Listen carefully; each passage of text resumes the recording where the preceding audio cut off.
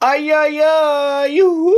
Magandang umaga mga kabayan. Welcome pong muli sa ating latest update. Rito po sa LRT1 Cavite Extension. Excited na ba kayo mga kabayan na masakyan ang modernong 4G na bagong bagon, no, mga kabayan? At napakalamig po nito mga kabayan. At actually nakasakay na po tayo rito. Itong 4th generation na bago nitong LRT1 Cavite Extension mga bayan, dahil bumiyahe na po ito sa mismong LRT1 mula sa Baclaran papunta doon sa mismong monumento.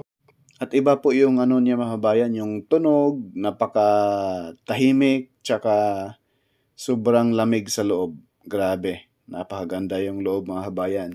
Kaya pagbukas na po nitong 5 station, itong Redemptorist, Mia, Asia World Station, Ninoy Aquino Station at mismong Dr. E. Santos Station sa may Sukat Paranaque, no? Katapat lamang po ito ng SM Sukat Paranaque mga bayan, yung mismong Dr. E. Santos. Pagsamantala mo ng yung 5 station ay bubuksan next year na po yan mga bayan, 2024. Base po sa ating nasagap na balita sa fourth quarter ng 2024 bubuksan po, no? Kaya naka-excite po. Ito po yung alignment ng LRT1 mga bayan. Tumawid po ito sa mismong kahabaan ng coastal road, no?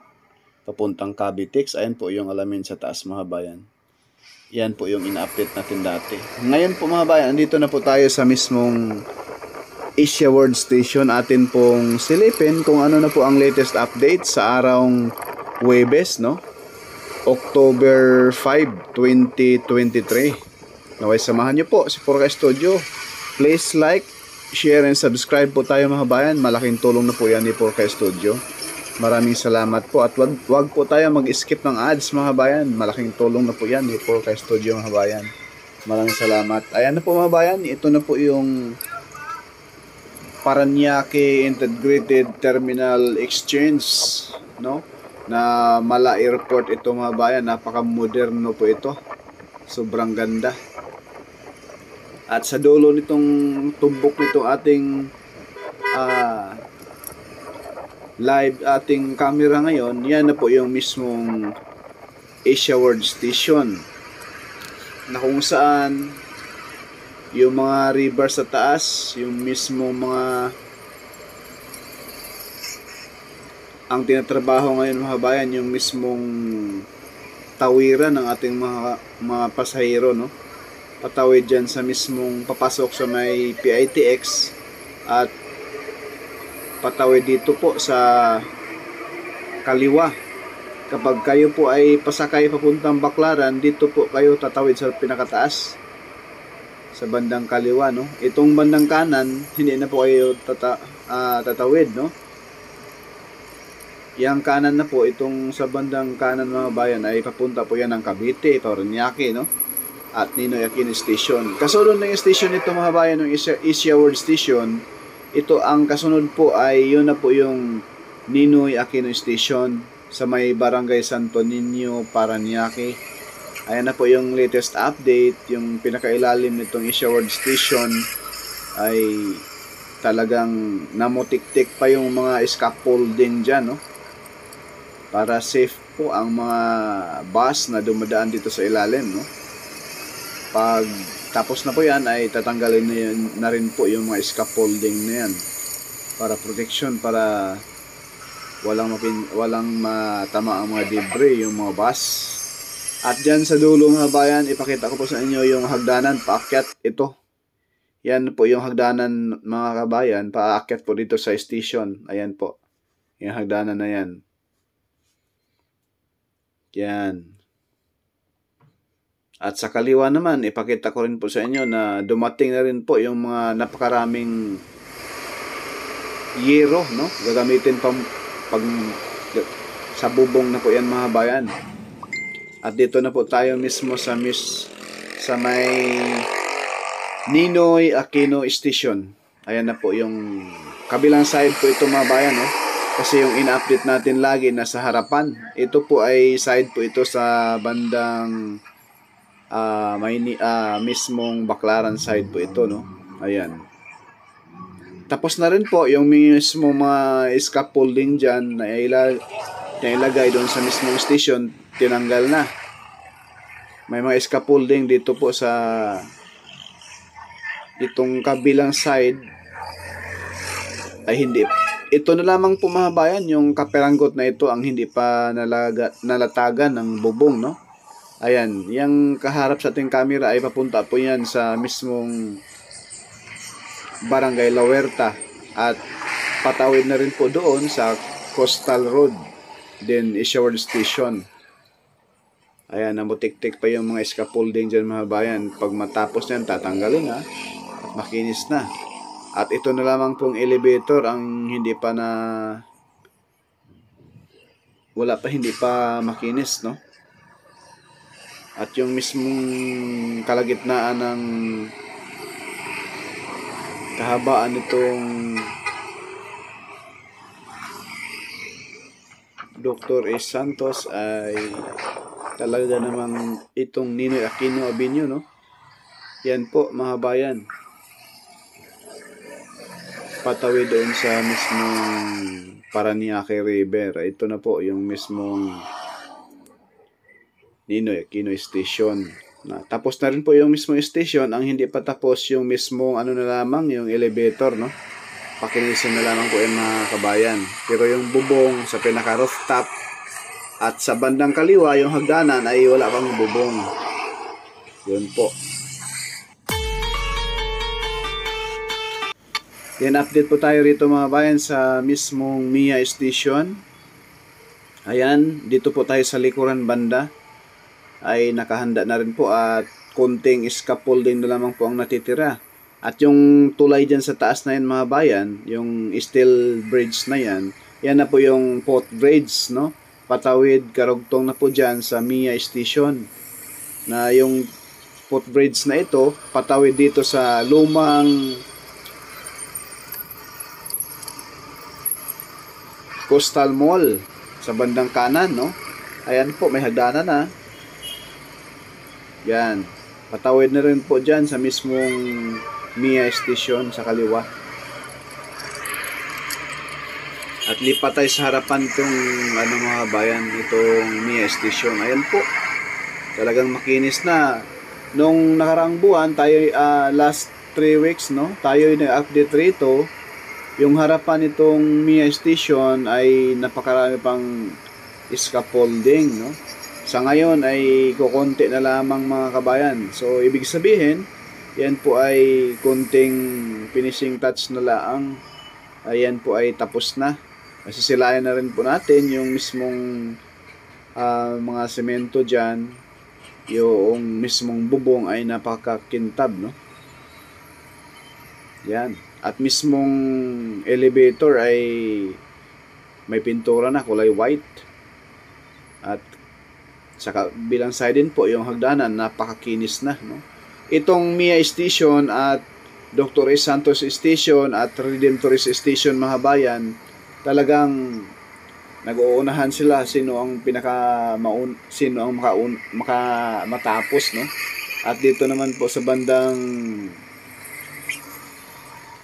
kalagitnaan po ito ng Redemptorist at MIA Station. At yung building sa likod ay isang napaka 5-star hotel po yan mga bayan. At mayroon silang tinatanggal dyan mga kabayan sa mismong power line. nitong extension ng LRT. Ayan po.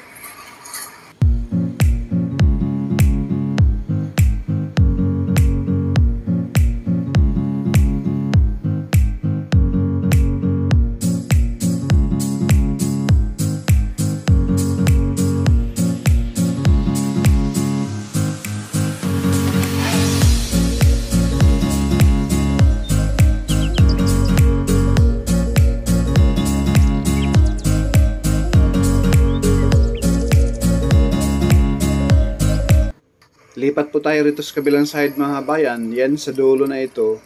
Diyan na po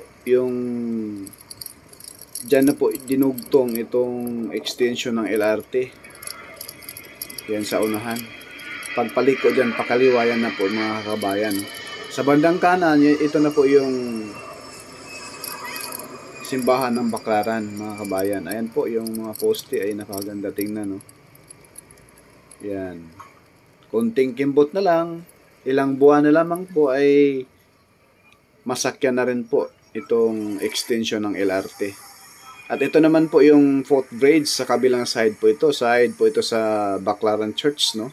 Maya-maya po mga kabayan, lilipat tayo sa kabila. Ikutan natin po yung kabilang side para makita naman ninyo yung ano ang progress doon sa kabilang side sa footbridge na yan.